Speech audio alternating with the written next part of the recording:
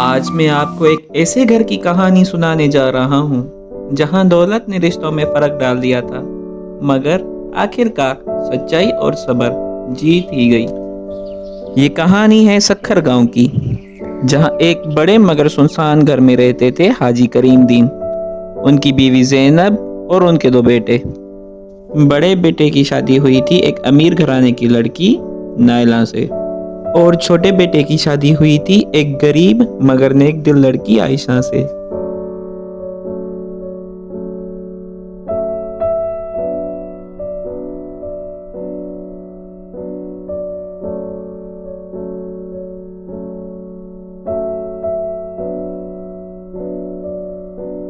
نائلہ بیٹا، تم ذرا آرام کرو، تم نے تو بہت نازوں میں پرورش پائی ہے۔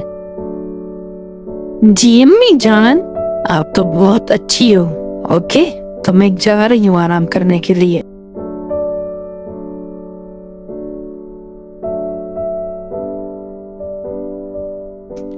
لیکن جیسے ہی عائشہ کچن میں آتی، سانس کا لہجہ ہی بدل جاتا تھا۔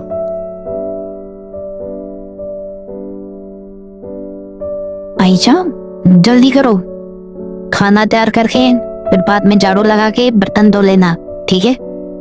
جی امی جان، ابھی کرتی ہوں۔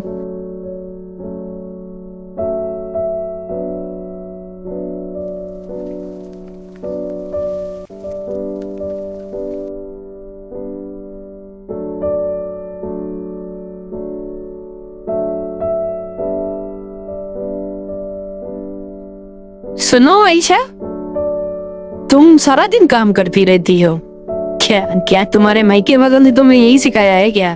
ہمیں محنت کرنا سکھایا گیا ہے، بلکہ غرور نہیں۔ عائشہ دل ہی دل میں ٹوٹتی تھی، مگر زبان پر شکوہ نہیں لاتی تھی۔ عائشہ کا شوہر سلمان خاموشی سے سب دیکھتا تھا، مگر بڑوں کی وجہ سے وہ کچھ بھی نہیں بولتا تھا۔ سلمان اپنی بیوی عائشہ سے کہنے لگا، عائشہ، اتنا کام کر کے تھک گئی ہوگی تو تھوڑا آرام کر لو۔ نہیں، جب سب خوش ہیں تو مجھے تھکن محسوس نہیں ہوتی۔ آپ پریشان نہ ہو، میں ٹھیک ہوں۔ ایک دن حاجی کریم دین سخت بیمار ہو گئے۔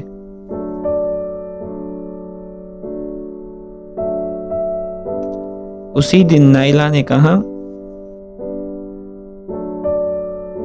اچھا سنیے امی جان، مجھے شہر سے والد نے بلاوا بھیجا ہے، تو میں کچھ دن کے لیے نا وہیں جا رہی ہے۔ ہاں بیٹا، تم ضرور جاؤ۔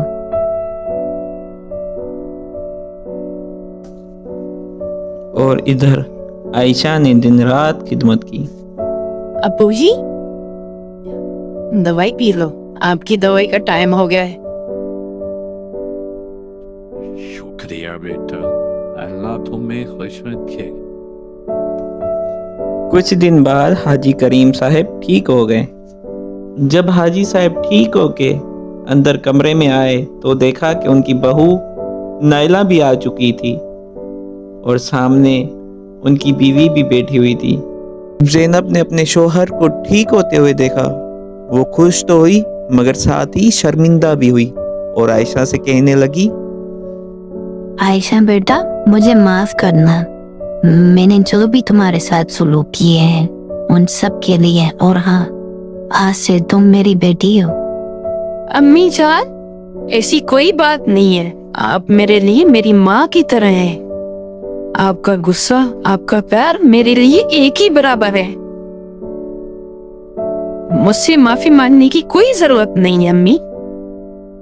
شاید میری بھی غلطی ہے، کیونکہ میں نے بھی عائشہ کو بہت کچھ غلط بولا ہے، تو آج سے میں عائشہ کی طرح بننے کی کوشش کروں گی۔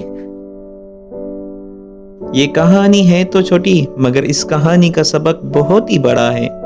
یہ کہانی ہمیں سکھاتی ہے کہ دولت وقتی ہوتی ہے، مگر اچھا کردار ہمیشہ قیمتی رہتا ہے۔ صبر اور نرمی وہ خزانہ ہے جو دل جیت لیتے ہیں۔ Thanks for watching! Don't forget to like and comment and subscribe to Minitoon World!